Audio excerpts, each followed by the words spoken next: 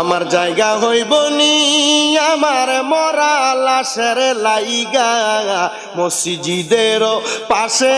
আমার কবর দিও কইরা আমার জায়গা হইব নি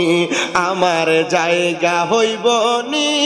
আমার মরা লাশের লাইগা মসজিদের পাশে আমার কবর দিও কইরা আমার জায়গা হইব নি এলাকাবাসী রে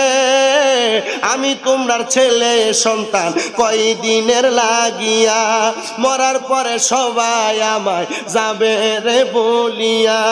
এলাকাবাসী রে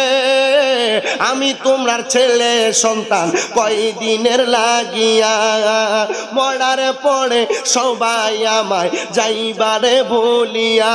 ওরে কষ্ট হইলে 3.5 হাত মাটি দিও কইরা